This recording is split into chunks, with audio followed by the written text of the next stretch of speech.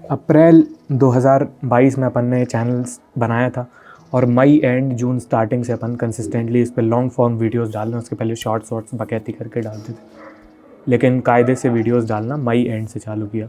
और अभी recently November and में करीब 19-20 वीडियो हमने टोटल डाले और हमारे 100,000 मतलब 1 लाख सब्सक्राइबर्स जुड़ गए। तो बहुत सारे लोग यहाँ वहाँ से सवाल पूछते रहते हैं, यूट्यूब से जुड़े सवाल, यूट्यूब की कमाई से जुड़े सवाल, लल्लन टॉप के और यहाँ के वहाँ के सवाल। तो उन सारे सवालों के जवाब अपन इस वीडियो में देने की कोशिश करेंगे इस व्लॉग में। बेसिकली ये वो वीडियो है जिसमें मैं ज्ञान देता हूँ, मांगा हुआ या बिन मांगा हुआ। एंड आई एम ग्रेटफुल कि आप जैसे लोग हैं जो इस तरह के ज्ञान को सुनते हैं। And I am thankful to platforms like Kuku FM जो इस तरह के ज्ञान को सपोर्ट करते हैं।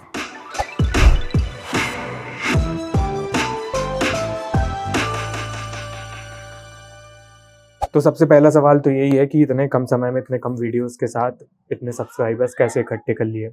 बहुत सारे फैक्टर्स हैं, अपन वो समझने की कोशिश करते हैं। एक जो फैक्टर इम्पॉर्टेंट रहा वो ये था कि एक नोन फेस है, इस चेहरे को पहले से लोगों ने एक प्लेटफॉर्म पे देखा हुआ है, दी लल्लन टॉप पे, जिसके ऑलरेडी बहुत सारे व्यूअरशिप बेस था।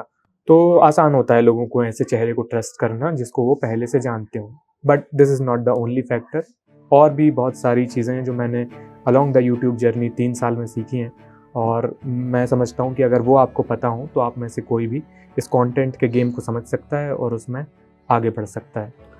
तो मुझे ये समझ में आया है कि एक वर्ड में अगर बताना हो कि कौन सा कंटेंट चलता है और किस तरह के कंटेंट के साथ आप इजीली ग्रो कर सकते हैं, तो वो है अच्छा कंटेंट। अगर आप अच्छा कंटेंट बनाएंगे तो आपकी ग्रोथ अच्छी होगी, ये सीधा साधा फॉर्मूला है। लेकिन अच्छा कंटेंट हर किसी के हिसाब से बड़ी सब्जेक्टिव सी बात है। मुझे कुछ अच्छा लगता है, किसी और कुछ अच्छा लगता है। तो हमें अच्छा कंटेंट यूट्यूब के हिसाब से क्या होता है, यूट्यूब एल्गोरिदम कैसे देखता है, वो समझना होगा। उसके हिसाब से हमारी ग्रोथ डिसाइड होती है इन प्लेटफॉर्म्स पे। तो यूट्यूब 3 चीज़ें देखता है मुझे जो समझ में आई हैं, और उनके हिसाब से जज करता है कि आपका कंटेंट अच्छा है या नहीं। और वो वीडियो में देखता है कि वो क्लिकेबल है या नहीं, वो वॉचेबल है या नहीं, और वो वैल्यूएबल है या नहीं। क्लिकेबिलिटी मतलब कितनी इंटरेस्टिंग आपकी वीडियो लग रही है, लोग कितना आपकी वीडियोस देखकर among all the other videos उसको क्लिक कर रहे हैं। ये यूट्यूब के लिए एक इम्पॉर्टेंट मैट्रिक है। इससे पता चलता है कि लोग आप में दिलचस्पी, आपके कंटेंट में दिलचस्पी ले रहे हैं या नहीं ले रहे हैं। दूसरा फैक्टर है वॉचेबिलिटी। क्लिक कर लिया एक बार, आपने बुला लिया लोगों को न्योता होता देके, फिर लोग देखते हैं कि आयोजन कैसा है, मतलब वीडियो कैसी है, वो ज़्यादा देर तक आपकी वीडियो देख रहे हैं या नहीं देख रहे हैं। ये होती है वॉचेबिलिटी। और ये average view duration, watch time, ये यूट्यूब बहुत इंपॉर्टेंट मानता है। आज से कई साल पहले तक यूट्यूब इसको नहीं मानता था, सिर्फ क्लिक फैक्टर को ही वो लेता था और देखता था कितने लोग क्लिक कर रहे हैं। तो उससे क्या हुआ, बहुत सारे लोगों ने क्लिक बेटिश कंटेंट बनाना चालू कर दिया, मिसलीडिंग कंटेंट। थंबनेल टाइटल में कुछ है, वीडियो के अंदर देख रहे हैं तो हिरन हिरना रहा है और थंबनेल पे शील बिला हुआ दिख रहा है, कुछ भी मतलब। तो यूट्यूब को लगा कि यार ये भी देखना चाहिए कि क्लिक करने के बाद लोग उसको देख रहे हैं या नहीं देख रहे हैं। तो ये दूसरा फैक्टर बना।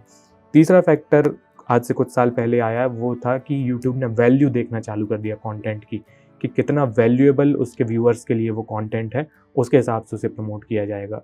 मतलब आपने क्लिक कर दिया, आपने वीडियो देख ली, और फिर आपको कई बार लगता है कि मैंने ये वीडियो क्यों देख ली, मेरे लिए तो ये काम की नहीं थी, या तो ये तो कुछ भी बता रहे थे, मुझे समझ जैसे मैं बता रहा हूँ तो फिर आप देखते हैं कि यार वैल्यूएबल है या नहीं है, और उस हिसाब से आप उस वीडियो पे एंगेज करते हैं। तो यूट्यूब आपके लाइक्स, कमेंट्स और एक उस वीडियो देखने के बाद में कई बार एक सर्वे देता है कि वीडियो आपको कैसी लगी, अच्छी है या नहीं है। इसको भी बहुत ज़्यादा इंपॉर्टेंस वो देने लगे, और जो वैल्यूएबल कंटेंट था उसको यूट्यूब ज़्यादा पुश करने लगा, क्लिकेबल और वॉचेबल के साथ साथ। अब वैल्यू क्या होती है, मतलब एक तो होती है इंटेलेक्चुअल वैल्यू, जिसमें नॉलेज, क्यूरियोसिटी आपकी, ये सारी चीज़ें फुलफिल होती हैं, जैसे हम साइंस का कंटेंट बनाते हैं। दूसरी एक जो वैल्यू होती है वो होती है इमोशनल वैल्यू। अगर आपकी किसी के वीडियोस देख के मज़ा आ रहा है, फॉर एग्जांपल जाकिर खान, तन्मय भट्ट, बीवी की वाइन्स, इमोशनल वैल्यू है इन सारी चीज़ों में। ज़रूरी नहीं है कि बहुत इंटेलेक्चुअल क्यूरियोसिटी और उस तरह की वैल्यू आपको मिले, लेकिन आपको अच्छा लगता है तो वो भी एक तरह की वैल्यू होती है। तो कुल मिला के अगर आपको लग रहा है कि ये वीडियो सही है, तो वो यूट्यूब एल्गोरिदम किसी न किसी तरीके से पता लगा लेता है कि आप उस पर क्लिक कर रहे हैं या नहीं, उसको लंबी देर तक देख रहे हैं या नहीं, और बाद में आप वीडियो के साथ कैसे एंगेज कर रहे हैं या नहीं। इन सारी चीज़ों से और भी कई चीज़ें होती हैं बारीकी में, लेकिन वो सारी नहीं बता सकते क्योंकि उसके लिए एक अलग कोर्स ही बनाना पड़ जाएगा, एक वीडियो में कैसे बताएं। तो मोटा-मोटी ये सारी चीज़ों से यूट्यूब एल्गोरिदम आकलन करता है कि कोई कंटेंट अच्छा है या नहीं, और उस कंटेंट को वो आगे बढ़ाता है, उस चैनल को वो आगे बढ़ाता है और लोगों के बीच उसको फैलाता है। चलो ये तो ऐसे ही बता दिया, लोग ऐसे पूछ लेते हैं, लेकिन मेन मकसद लोगों का जो होता है, सबसे ज़्यादा जो सवाल पूछा जाता है, वो है पैसे से रिलेटेड। पैसा कमा लेते हो, कितना पैसा कमा लेते हो, कितना आ जाता है यार, कैसे, क्या कमाई का क्या रहता है सीन इसमें, ज़रा बताओ। ऐसे सवाल लोग पूछते हैं। वाजिब सवाल है, पैसा बहुत ज़रूरी चीज़ है। तो पैसे को लेके आपको नंबर नहीं बता सकता क्योंकि वो मिसलीडिंग होगा। बहुत ज़्यादा वेरी करती है इनकम हर किसी की। तो मैं आपको एक टूल बता देता हूँ कैसे कैलकुलेट किया जाता है, लोग किन किन ज़रियों से पैसा कमाते हैं और किस किस से कितनी कितनी कमाई हो जाती है, आपको अच्छा अंदाज़ा लग जाएगा। सबसे बेसिक सोर्स ऑफ रेवेन्यू जो यूट्यूब में होता है वो होता है एडसेंस। यूट्यूब के एडवर्टाइजमेंट जो वीडियो के पहले, बीच में या बाद में आपको देखने को मिलते हैं, फिर आप स्किप ऐड करते हैं या नहीं करते हैं, वो जो एडवर्टाइजमेंट होते हैं उसके लिए एडवर्टाइजर्स गूगल को, यूट्यूब को पैसा देते हैं और उसका एक शेयर यूट्यूब क्रिएटर्स के साथ, हमारे साथ शेयर करता है। तो सीधा हिसाब ये है कि जिसके व्यूज़ जितने ज़्यादा आएँगे, उसमें एडवर्टाइज़मेंट्स उतने ज़्यादा होंगे, और जिसमें एडवर्टाइज़मेंट जितने ज़्यादा होंगे, उसको पैसा उतना ज़्यादा मिलेगा। लेकिन ये इकलौता पैमाना नहीं है किसी की इनकम आँकने का, क्योंकि ये बहुत ज़्यादा डिपेंड करता है कि किस तरह की ऑडियंस उस तरह के वीडियोज़ को देख रही है। मान लीजिए स्कूल के बच्चे, कॉलेज के बच्चे जिनका खुद का कोई इनकम सोर्स नहीं है, वो बहुत ज़्यादा मात्रा में किसी तरह के वीडियोज़ को देख रहे हैं, तो उसके आगे एडवर्टाइज़र ऐड लगा के क्या करेगा? मतलब बहुत ज़्यादा जिस ऑडियंस की परचेज़िंग पावर नहीं है, तो वो पैसा एडवर्टाइज़र को नहीं दे पाएगा, एडवर्टाइज़र गूगल को नहीं देगा, गूगल क्रिएटर को नहीं देगा। अगर दूसरी तरफ आपकी ऑडियंस कमाऊ ऑडियंस है, जो बहुत ज़्यादा पैसे कमाती है, शहरों में रहती है, खर्च करती है, तो वो एक अलग ऑडियंस होती है। और ये बहुत सारे एज, कहाँ रहती है, लोकेशन, स्पेंडिंग पावर, बहुत सारी चीज़ों को कैलकुलेट करके ये देखा जाता है कि किस ऐड पे कितने पैसे मिलने हैं। तो ये बहुत ज़्यादा वेरी करता है ऑडियंस टू ऑडियंस और एडवर्टाइजर्स टू एडवर्टाइज़र और कंटेंट टू कंटेंट। जैसे मैंने देखा कुछ तरह के कंटेंट में अलग पैसा मिलता है, और मतलब सेम ही साइंस का ही बना रहा हूँ मैं, तो कुछ तरह की वीडियोस में अलग पैसा मिलता है और कुछ तरह की वीडियोस में अलग पैसा मिलता है। तो एक मेट्रिक होती है, उसका नाम है RPM, रेवेन्यू पर माइल, जो हमारे यूट्यूब एनालिटिक्स में पीछे हमें दिखाता है। वो ये होता है कि 1000 व्यूज़ पे आपको कितने पैसे मिलेंगे। जनरली वो 30 के आसपास कहीं होती है, 20 से 40 के बीच वेरी करती है। लेकिन कुछ वीडियोज़ में जिनमें बहुत अच्छे एडवर्टाइज़र्स आ रहे हैं और वो हमें नहीं पता रहता किस वीडियो में कैसे एडवर्टाइजमेंट्स दिखाए जाएंगे और यूट्यूब को क्या वैल्यूएबल लगेगा, उनके एडवर्टाइजर्स को क्या वैल्यूएबल लगेगा, लेकिन वो नंबर 50 तक भी चला जाता है कुछ वीडियोज़ में। तो ये है, बहुत ज़्यादा वेरी करता है 20 से 50 के बीच में। और ये भी ऐसा रहता है कि इसका एक कंट्रोल हमारे हाथ में ये रहता है कि हम कितने एड्स दिखाना चाहते हैं। जैसे जब हम वीडियो अपलोड करते हैं और पब्लिश करने से पहले उसको मोनेटाइज़ करते हैं, तो ये पूछा जाता है उसमें कहाँ एड्स लगाने हैं, स्किपेबल एड्स रहेंगे या नहीं, मतलब 3-4 सेकंड के बाद उसको स्किप किया जा सकेगा नहीं, या पूरा 10 सेकंड का ऐड देखना पड़ेगा, वीडियो के एंड में, वीडियो के बीच में, वीडियो के आखिरी में। वो बम्पर एक जो स्टिकर टाइप का ऐड आ जाता है उसको आप क्रॉस कर सकते हैं, वो लगाने के लिए ये वाला कंट्रोल हमारे हाथ में रहता है। तो जितने ज़्यादा आप एड्स लगाएंगे, सीधी सी बात है, आपका RPM उतना ज़्यादा होगा, मतलब पर 1000 व्यूज़ आपको उतने ज़्यादा पैसे उसके दिए जाएंगे। तो हम लोग क्या करते हैं कि हम लोग वीडियो के शुरुआत में और सिर्फ वीडियो के आखिरी में स्किपेबल एड्स लगाते हैं, क्योंकि मैंने पाया कि जो नॉन स्किपेबल ऐड रहते हैं, जिनमें पूरा ऐड देखना पड़ता है, बड़े इरिटेटिंग टाइप के होते हैं।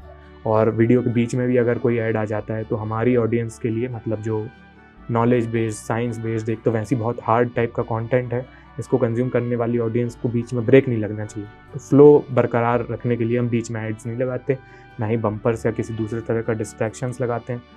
उसके लिए फिर हमको कम पैसे मिलते हैं, लेकिन ठीक है, मतलब आपको कहीं ना कहीं समझौता करना पड़ता है आपके ऑडियंस के व्यूइंग एक्सपीरियंस में वर्सेस आपके एड रेवेन्यू में।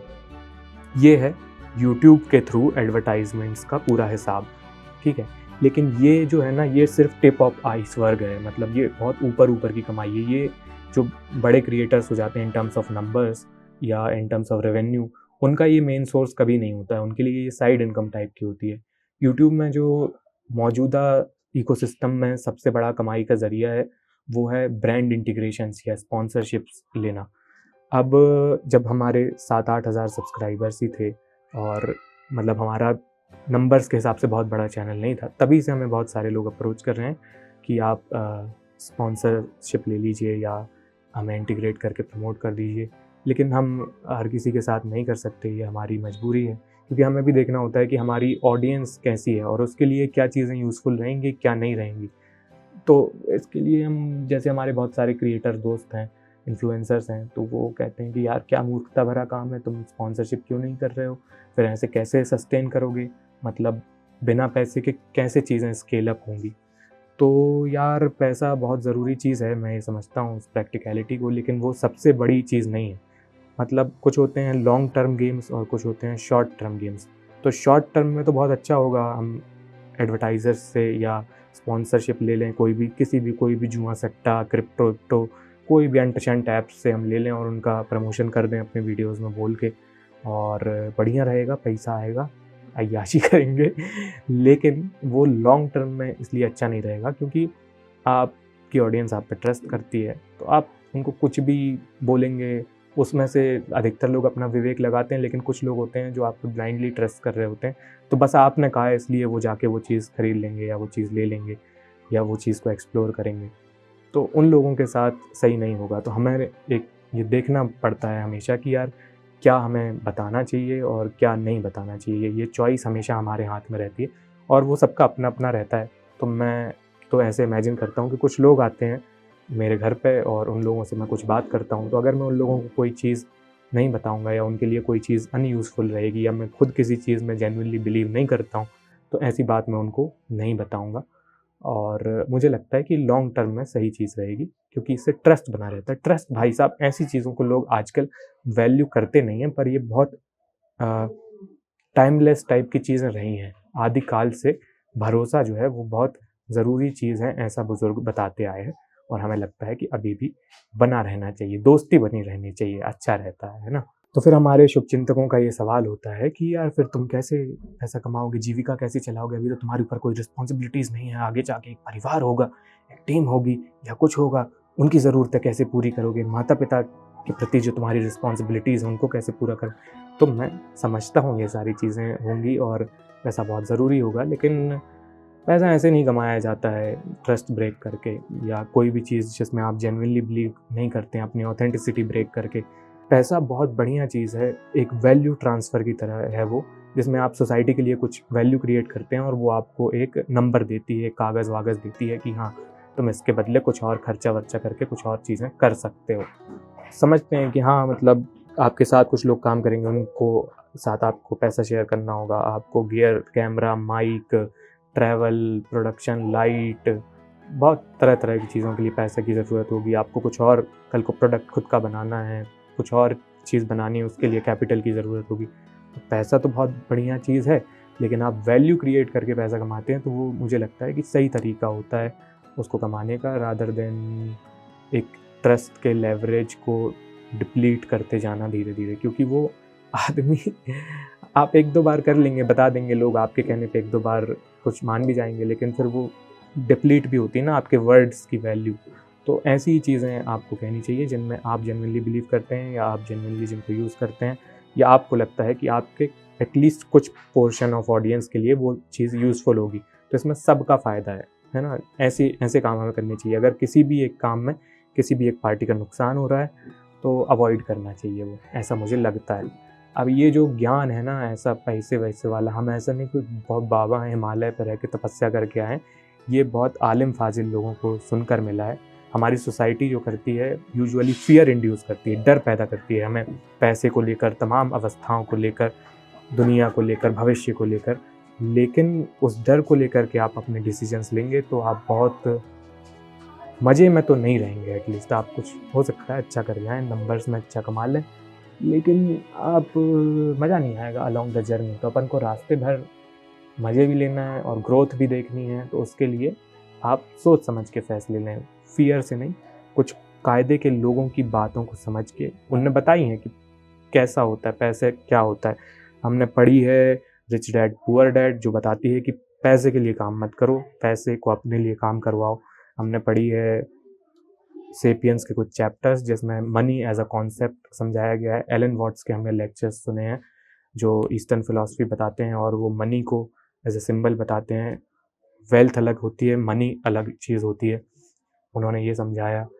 हमने एल्मेनाक ऑफ नवल रविकांत पढ़ी है, जिसमें आधी किताब वेल्थ को लेकर, संपत्ति को लेकर, और कैसे सही तरीके से संपत्ति इकट्ठी की जाए, उसका महत्व, उसकी यूज़फुलनेस, सारी चीज़ें डिस्कस की गई हैं एल्मेनाक ऑफ नवल रविकांत में। हमने पढ़ी है साइकोलॉजी ऑफ मनी। तो हमने इस तरह के तमाम बेहतरीन लोगों को पढ़ा है, सुना है।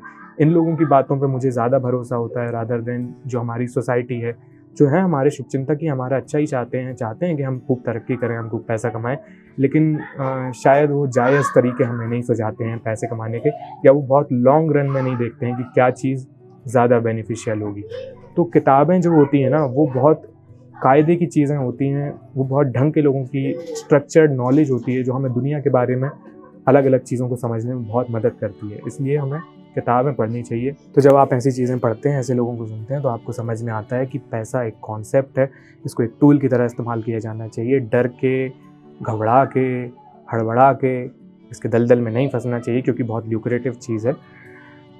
एक संस्कृत का बहुत अच्छा श्लोक है, सा विद्या या विमुक्तये, मतलब विद्या हमें मुक्ति देती है। तो नॉलेज जो होता है ना, वो ऐसे तो आपको कहीं से भी मिल सकता है। सब्जी के ठेले वाले, नाव चलाने वाले, ट्रक ड्राइवर्स, चाची, कोई भी हमें ज्ञान की बातें बता सकते हैं, लेकिन हमें इन लोगों के पास जाना होता है, और बहुत कम प्रोबेबिलिटी होती है कि तमाम गॉसिप्स में से कुछ ज्ञान की बात निकल के आएगी। लेकिन किताबें एक बहुत बढ़िया ज़रिया है कमाल के लोगों से बात करने का, जिनके थॉट्स बहुत स्ट्रक्चर्ड हैं, जिनने दुनिया को देखा है, तमाम अनुभव हासिल किए हैं, और उनने एक कुंजी में उसको कैद कर दिया है। तो वो होता है किताब की आप कायदे के लोगों से बात कर रहे हैं। एक्चुअली हर जगह पे वो लोग मौजूद हैं अपने लिखे हुए वर्ड्स के ज़रिए। इसलिए किताबें पढ़नी चाहिए, उस पर बहुत ज़ोर दिया जाता है। हर कायदे का आदमी आपको किताब पढ़ने के लिए कहता है, और मैंने तो यही पाया है कि यार किताबें सही होती हैं। लेकिन मैं समझता हूँ कि आप में से बहुत सारे लोगों की रीडिंग हैबिट नहीं है, मेरी भी नहीं थी। मतलब 2-3 साल पहले ही हमने बनाना चालू की है पढ़ के। और इसमें जो सबसे काम की चीज़ मुझे लगी, वो है एक किताब जिसका नाम है एटॉमिक हैबिट्स। जेम्स क्लियर की किताब है, कमाल की किताब। इसमें मेरी रीडिंग हैबिट और बहुत सारी मेडिटेशन, एक्सरसाइज, सुबह उठना, व्यायाम करना, और भी तरह तरह की चीज़ें करना, हैबिट्स को सबसे ज़्यादा किसी ने बल दिया है तो इस किताब में दिया है। तो आप एटॉमिक हैबिट्स पढ़िए अगर आप पहली किताब कोई पढ़ने जा रहे हैं तो। फिर भी मैं समझता हूँ आपकी आदत अभी नहीं बनेगी, आपके अंदर से बहुत ज़्यादा रेजिस्टेंस आएगा कि यार कैसे पढ़ें किताब, ये वो। तो आप ऑडियो बुक्स एक्सप्लोर करके देखिए।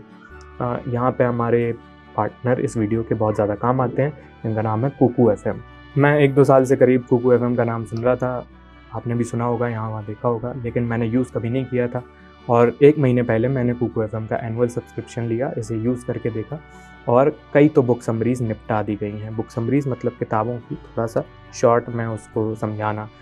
तो मुझे बहुत बढ़िया लगा कि यार जो चीज़ें मैं पढ़ के भूल चुका था, रिच डैड पुअर डैड हो गई फॉर एग्जांपल, एटॉमिक हैबिट्स हो गई, एल्मेनाक ऑफ नवल रविकांत, ये सारी मैंने बुक समरीज़ पढ़ी, और कई सारी ऐसी चीज़ें मुझे याद आईं जो मैं पढ़ के भूल भाल गया था। बहुत इंपॉर्टेंट चीज़ें थी ये। हमारी दिमाग की एक अजीब सी आदत है कि हम लोग भूल जाते हैं, पता नहीं क्यों, जबकि वो चीज़ बहुत इंपॉर्टेंट होती है और लगता है कि अरे यार। और एक और चीज़ होती है कि जब आप किसी चीज़ को दूसरे बार सुनते हैं तो नए सिरे से वो चीज़ आपको समझ में आती है, आप उसको रीएनालाइज़ करते हैं।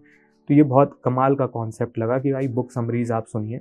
मैं तो जैसे डिनर करने के बाद वॉक करना अच्छा होता है, हमें बताया गया। तो अब ऐसे में कोई दोस्त वोस्त नहीं है आपके साथ वॉक करने के लिए, तो आप बढ़िया हेडफ़ोन लगाइए। मैं बता रहा हूँ, मैं ऐसे करता हूँ कि मैं हेडफ़ोन लगा के निकल जाता हूँ, और 15-20 मिनट रोज़ाना कम से कम वॉक करते हुए सुनता हूँ। तो लगता है कि अरे वाह यार, ये कितनी बढ़िया चीज़ है। तो ये बहुत सही लगा मुझे कुकू एफएम के बारे में। जो मैंने आपको मनी के बारे में बात करते हुए सारी किताबों के नाम बताए, सबसे अच्छी बात ये है कि कुकू एफएम पर उन सारी किताबों की बुक समरीज़ और भी ढेर सारी कई तो किताबें, ऑडियो बुक फुल और बुक समरीज़ अवेलेबल हैं। और जैसे यार एक और रिवीजन के अलावा इसका एक और मुझे अच्छा यूज़ ये लगा कि एक ओवरव्यू मिल जाता है 1 आध घंटे में किसी किताब के बारे में, जल्दी से पता चल जाता है कि हाँ, इसके अंदर क्या है, क्या नहीं है, अपने काम की है या नहीं। कुछ दोस्त ऐसे होते हैं जिनको मैं बताता हूँ कि यार मैंने ये किताब पढ़ी, बहुत बढ़िया किताब है, तुमको भी पढ़नी चाहिए। तो वो कहते हैं देखो हम तो पढ़ने से रहे, तुम बता दो इसमें क्या लिखा है। तो उनको लगता है कि अब मैं क्या बताऊँ और क्या ना बताऊँ, क्योंकि ऑथर ने इतनी मेहनत करके उस किताब में अपने थॉट्स कंडेंस किए हैं, अब उसको मैं और क्या कंडेंस करूँ। तो ऐसे में बुक समरीज़ बड़ी काम की होती हैं एक ओवरव्यू देने के लिए। 1 आध घंटे में उसको सुना के समझ में आ जाएगा कि हाँ, कवि कहना क्या चाहता है इतनी बड़ी कविता में। उसकी वो लिखते हैं ना, संदर्भ प्रसंग लिखते थे, वैसी बुक समरीज़ हैं। तो ऐसे लोगों को भी मैं ये चीज़ें शेयर कर सकता हूँ कि हाँ देखो, सुनो पहले क्या है उस किताब में, फिर देखो डिसाइड करो कि तुम्हें फिर पढ़नी है कि नहीं। हालाँकि एक इसमें मुझे जो चिंताजनक बात लगी वो ये लगी कि कई बार चीज़ों को सिम्प्लीफ़ाई करने के क्रम में या समराइज़ करने के क्रम में, ओवर सिम्प्लिफ़िकेशन के क्रम में उनका मिसरिप्रेज़ेंटेशन हो जाता है। मतलब ऑथर कोई बात किसी तरीके से बड़ी गहराई से समझा के कह रहा है और वो इंटरप्रेट किसी और तरीके से कर ली गई समरी में। तो मैंने तो वो किताबें पढ़ी थी, इसलिए मुझे पता था, कहीं-कहीं मुझे ऐसा लगा कि ऑथर ये कहना नहीं चाह रहा है जैसा बुक समरी में निकल के आ रहा है, या जो पहली बार सुन रहा है उसको ऐसा लगेगा। तो कुकू एफएम को ये एक छोटा सुझाव है कि इस तरह की माइन्यूट चीज़ों का भी बहुत ध्यान रखा जाए फर्स्ट टाइम लिसनर्स के लिए, और कई जगहों पे नरेशन और ऑडियो क्वालिटी को भी बेहतर किया जा सकता है। देखो, दिल से सुझाव दे रहा हूँ क्योंकि बहुत बढ़िया मुझे लगी ये चीज़, और सबसे अच्छी बात इसके बारे में ये लगी कि बहुत सस्ती है। मतलब 200 रुपये दो और 200 रुपये में तो फ़िल्म देख लेते हैं यार, और पूरे साल भर के लिए मुझे तो लगता है मैंने पहले ही महीने में पैसा वसूल कर लिया है। इस डिस्काउंट के बारे में 50% डिस्काउंट आपको मेरे लिंक के थ्रू मिलेगा और कोड के थ्रू, उसके बारे में वीडियो के एंड में बताएंगे। अभी ना यार, ये जो ऑडियो कंटेंट है इसने मुझे थोड़ा सोच में डाल दिया है, तो इसके बारे में बात करना चाहता हूँ। मुझे पिछले कुछ महीनों से ऐसा रियलाइज़ हुआ कि ये कितना सही फॉर्म ऑफ कंटेंट है।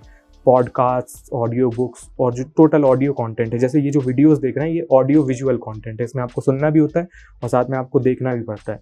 इसकी एक शॉर्टकमिंग ये है वीडियो कंटेंट की कि आपको ना आँखें अपनी एंगेज करी रहनी होती हैं, हाथ आप कहीं और यूज़ नहीं कर सकते हैं, एक्सरसाइज कर सकते हैं ज़्यादा से ज़्यादा, लेकिन आपको आँखें और कान दोनों एंगेज रखने होते हैं। Whereas in the audio form आपको सिर्फ कानों के थ्रू उसको कंज्यूम करना है, और आप इसके साथ कुछ-कुछ मैनुअल काम भी कर सकते हैं। जैसे मैं पानी भरते हुए, बर्तन धोते हुए, झाड़ू पोछा करते हुए, मैं तो नहीं करता ये सारी चीज़ें, पर कभी-कभी मौका आ जाता है, तो ये सब करते हुए बोरियत महसूस होती है। ऐसे में ऑडियो कंटेंट बहुत काम में आता है। आप वॉक कर रहे हैं, साइकिल चला रहे हैं, तमाम जितने मैनुअल काम हैं जिसमें आपको अपनी ड्राइविंग कर रहे हैं, इन आँखों को जहाँ फ्री छोड़ना होता है या और भी हाथ-आँत की ज़रूरत होती है, वहाँ आप ऑडियो कंटेंट को आसानी से कंज़्यूम कर सकते हैं। और फिर आप बंधे नहीं रह जाते हैं किसी एक चीज़ से। जैसे आपको अभी फॉर एग्ज़ाम्पल ये वीडियो देख रहे हैं, तो आपको लगातार इससे एंगेज रहना पड़ रहा है, जबकि ऑडियो में, पॉडकास्ट में ये सुविधा है कि आप कुछ और करते हुए भी उसे आसानी से कंज़्यूम कर सकते हैं। तो मैं पिछले कुछ महीनों से कुछ पॉडकास्ट वगैरह एक्सप्लोर कर रहा हूँ और मुझे बहुत मज़ा आ रहा है। इंग्लिश में तो आप लोगों ने शायद सुने हो, ना सुने हो, बड़े चर्चित पॉडकास्ट्स हैं, वही मैं भी सुन रहा हूँ। जो रोगन एक्सपीरियंस और टिम फेरिस शो, इनमें कमाल के लोग आते हैं और क्या तो ये लोग बात करते हैं, सुन के मज़ा ही आ जाता है। एकदम बातचीत की शैली में होते हैं और कुछ-कुछ करते हुए भी आप सुन सकते हैं। हिंदी में लेकिन बहुत सारे लोगों को पॉडकास्ट अच्छे नहीं पता है। मैंने हिंदी में पिछले कुछ महीनों में एक कमाल का पॉडकास्ट शो डिस्कवर किया है जिसका नाम है तीन ताल। इसमें 3 लोग बैठते हैं, ये कॉमेडी पॉडकास्ट है और ये लोग बैठ के करते हैं बकैती। इसकी सबसे अच्छी बात ये है कि ये लोग बकैती करने के क्रम में इतने नॉलेजेबल हैं, ये तीनों लोग, इन लोगों को इतनी चीज़ें पता हैं। एक इंडिया टुडे के डायरेक्टर हैं, न्यूज़ डायरेक्टर, एक आज तक के एडिटर हैं, आज तक ऑनलाइन के, और एक आज तक रेडियो के जो एडिटर हैं, कुलदीप, जो उस शो को होस्ट करते हैं। इन तीनों लोगों ने बहुत पढ़ा है, इनको बहुत पता है। तो ये लोग मजाक करते करते बहुत सारी तरह तरह की चीज़ें हमें बता देते हैं, तो मुझे तो बहुत मज़ा आया सुनने में। कुलदीप जी से मेरा पुराना परिचय है, मैं उनको पहले से जानता हूँ, लेकिन ये किसी तरह की दोस्ती रिश्तेदारी में मैं इसको रिकमेंड नहीं कर रहा हूँ। मतलब बहुत ही बढ़िया शो है, आज तक रेडियो पे आता है, तीन ताल, आप लोग ज़रूर सुनिएगा। मैं इसलिए रिकमेंड कर रहा हूँ क्योंकि जितने भी लोगों ने इसको सुना है, जितने भी लोगों को मैंने बताया, उनने लौट के आगे ज़रूर कहा है कि यार क्या बढ़िया चीज़ है। और लोग तो, मैंने तो कम एपिसोड सुने होंगे, लोग निपटा गए हैं 100 एपिसोड से ज़्यादा, अभी रिसेंटली उनने सुनना चालू किया है। तो आप एक बार सुन के देखिएगा, आज तक रेडियो का पॉडकास्ट तीन ताल। आज तक से वो एंकर वैंकर वो अलग आज तक है, मतलब उस कंपनी अनफॉर्चुनेटली और अनफॉर्चुनेटली इनकी सेम है, लेकिन ये अलग टाइप के लोग हैं। ये लोग जो आज तक रेडियो के इस पॉडकास्ट में आते हैं, वो उसको आप इमेजिन मत करने लग जाइएगा कि वो वैसे न्यूज़ एंकर्स टाइप के होंगे, अपने टाइप के लोग हैं ये लोग। मज़ा आएगा आपको सुनने में, इतनी पक्की गारंटी है। और ऑडियो का जो कंटेंट है, मुझे लगता है कि फ्यूचर में इंडिया, जैसे बाहर विदेशों देशों में तो खूब चलता है यार ये सब, लेकिन इंडिया में बहुत कम चलन है, खासकर हिंदी में, इंडिया गलत कह रहा हूँ, हिंदी पट्टी में, वर्नाकुलर लैंग्वेजेस में पॉडकास्ट का चलन अब धीरे धीरे बढ़ रहा है और फ्यूचर में ये और ज़्यादा बढ़ेगा, क्योंकि बहुत फ्री स्टाइल टाइप का कंटेंट है, बहुत आराम से कोई भी कुछ भी बोल रहा है, लोग सुन रहे हैं, ईजी टू कंज्यूम है, बहुत ज़्यादा इंगेज नहीं रखना पड़ता आपके अलग अलग सेंसेस को। ये इसकी बड़ी उपलब्धियाँ हैं। तो ऑडियो कंटेंट को लेके मैं बहुत होपफुल हूँ कि आगे फ्यूचर में वो बहुत चलेगा। आखिरी में अपने लल्लन टॉप की बात कर लेते हैं। आप लोगों ने, बहुत सारे लोगों ने पूछा कि लल्लन टॉप पे वीडियोस क्यों नहीं आ रहे हैं, क्यों नहीं तुम हो वहाँ पे, देखना बहुत अच्छा लगता था और उन सब लोगों के साथ इतना बढ़िया सब कुछ था, तो क्यों ऐसे है। तो मैं भी बहुत ज़्यादा मिस करता हूँ, लेकिन क्या है कि आपको किसी एक चीज़ पे फोकस करना होता है। अब जब मैंने इस चैनल पे ध्यान देना चालू किया तो मुझे ये रियलाइज़ हुआ कि मैं फोकस बगड़ जा रहा है। तो बहुत ईमानदारी से ना ये काम कर पा रहे हैं, ना वो काम कर पा रहे हैं, इसलिए एक चीज़ को फोकस करो, उसको अच्छे से करो, मुझे लगा। तो मैंने कहा सौरभ सर से कि मैं इस पर फोकस करना चाहता हूँ। इसकी ग्रोथ भी अच्छी हो रही है और इसमें काफ़ी आज़ादी भी है, कंट्रोल भी है, ओनरशिप भी है, मतलब समझ रहे हैं। ये सारी चीज़ें बहुत इम्पॉर्टेंट होती हैं जब आप कोई काम करते हैं तो, है ना। ऐसा नहीं है कि वो वहाँ पे कंट्रोल नहीं था अपने हाथ में, मतलब कोई रोकते थे किसी तरह का काम करने के लिए, लेकिन एक सक्सेसफुल होने का एक बर्डन होता है। मतलब एक बड़े प्लेटफॉर्म के साथ आप काम कर रहे हैं तो कोई आपको नहीं बता रहा है, पर आप सबकॉन्शियसली उस चीज़ को अंदर ही अंदर लेके चल रहे हैं कि हाँ ये ऐसा है तो मुझे ऐसी ही चीज़ करनी है। हालांकि हम लोगों को इस चीज़ के लिए काफ़ी डिस्करेज किया जाता था कि कोई ऐसी पर्टिकुलर आइडेंटिटी नहीं है, फिर भी ऐसा होता है। तो जब आप एक कुछ काम ज़ीरो से चालू करते हैं तो बहुत सारी लिबर्टी होती है आपके पास, बहुत सारी अलग अलग चीज़ें आप कर सकते हैं, उसमें कुछ भी कर सकते हैं। You can be anything if you are nothing. ऐसा किसी ने कहा था क्या? नहीं कहा था तो मैं कह रहा हूँ।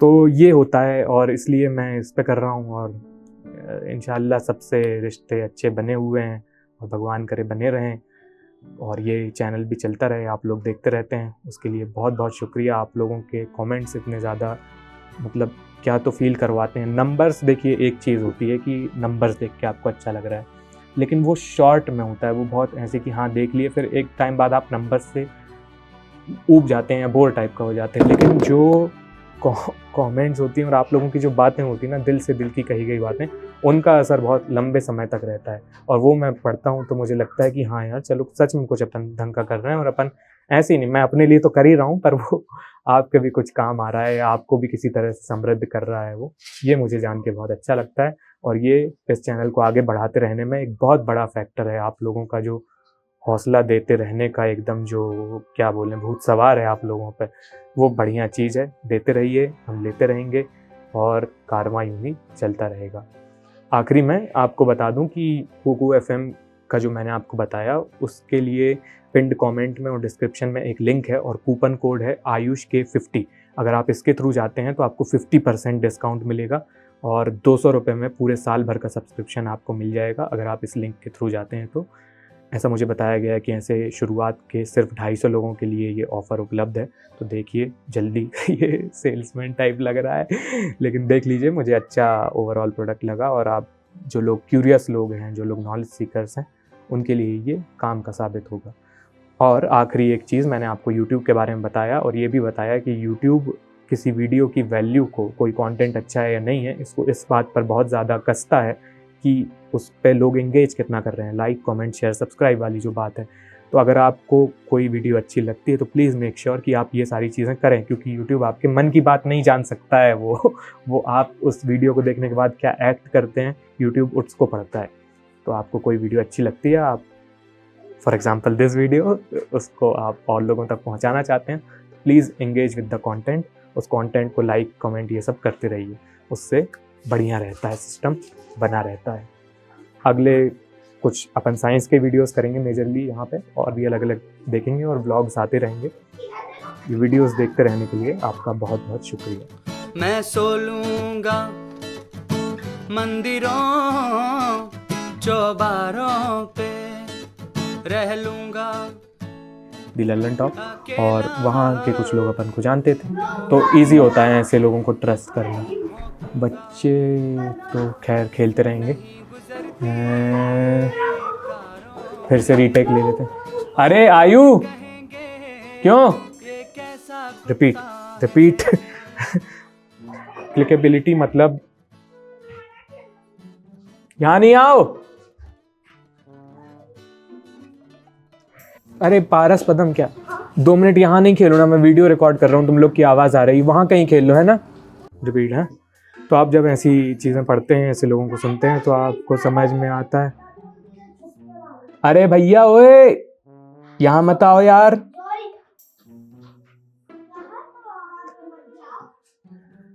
भाई वो वीडियो रिकॉर्ड कर रहा है यार, उसको करने दो 15 मिनट। चलो रिपीट।